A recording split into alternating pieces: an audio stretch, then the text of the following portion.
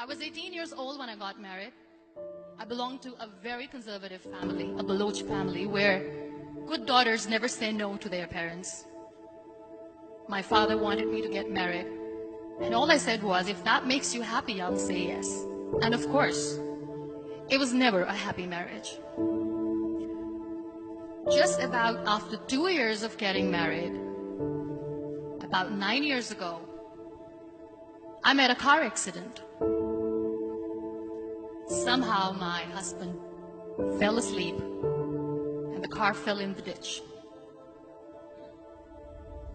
He managed to jump out, saved himself. I'm happy for him. But I stayed inside the car and I sustained a lot of injuries. The list is a bit long. Radius ulna of my right arm were fractured. The wrist was fractured. Shoulder bone and collarbone were fractured. My whole rib cage got fractured. But that injury that changed me and my life completely was the spine injury. Many people came to rescue. They gave me CPR. They dragged me out of the car. And while they were dragging me out, I got the complete transection of my spinal cord. Those 2.5 months in the hospital were dreadful. I was at the verge of despair. One day, doctor came to me and he said, well, I heard that you wanted to be an artist, but you ended up being a housewife. I have a bad news for you. You won't be able to paint again. Next day, doctor came to me and said, your spine injury is so bad, you won't be able to walk again. I took a deep breath and I said, it's all right. Next day, doctor came to me and said, because of your spine injury and the fixation that you have in your back, you won't be able to give birth to a child again. That day, I was devastated. I started to question my existence. Why am I even alive? So what kept me going was, one day I asked my brothers, I know I have a deformed hand, but I'm tired of looking at these white walls in the hospital and wearing these white scrubs. Bring me some colors, bring me some small canvas. I want to paint. So the very first painting I made was on my deathbed, where I painted for the very first time. What an amazing therapy it was. Without uttering a single word, I could paint my heart out. I could share my story. People used to come and say, what lovely painting. So much color. Nobody could see the grief in it. Only I could. And that day I decided that I'm going to live life for myself. I am not going to be that perfect person for someone. I am just going to take this moment and I will make it perfect for myself. That I'm going to fight my fears.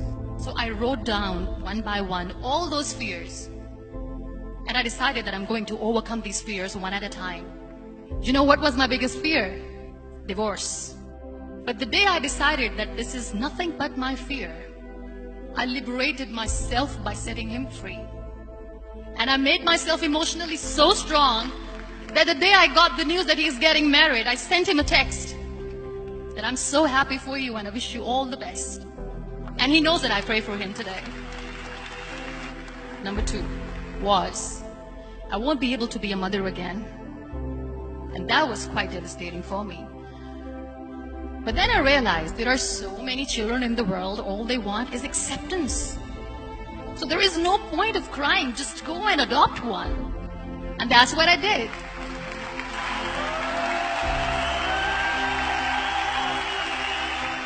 I gave my name in different organizations, different orphanages, and I waited patiently. 2 years later, I got this call from a very small city in Pakistan. I got a call and they said, are you Muniba Mazari? There is a baby boy and would you like to adopt? I could literally feel the labor pain. I said, yes, yes, I am going to adopt him. I am coming to take him home. And that day, I was 2 days old, and today he's 6.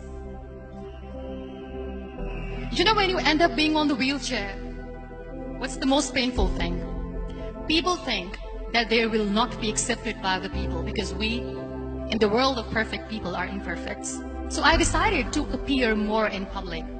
I started to paint. I have done a lot of modeling campaigns. I decided that I'm going to join the national TV of Pakistan as an anchor person. I became the National Goodwill Ambassador for UN Women Pakistan, and now I speak for the rights of women, children. I was featured in BBC 100 Women for 2015. I'm one of the Forbes 30 under 30 for 2016. So when you accept yourself the way you are, the world recognizes you. It all starts from within.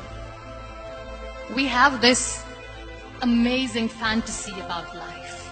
This is how things should work. This is my plan. It should go as per my plan.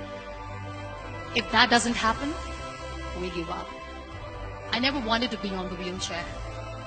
Never thought of being on the wheelchair. This life is a test and a trial, and tests are never supposed to be easy. So when you're expecting ease from life, and life gives you lemons, then you make the lemonade, and then do not blame life for that. It is okay to be scared. It is okay to cry. Everything is okay, but giving up should not be an option. They always say that failure is not an option. Failure should be an option, because when you fail, you get up, and then you fail, and then you get up, and that keeps you going. Embrace each and every breath that you are taking. Celebrate your life. Live it. Don't die before your death. Real happiness lies in gratitude. So be grateful, be alive, and live every moment.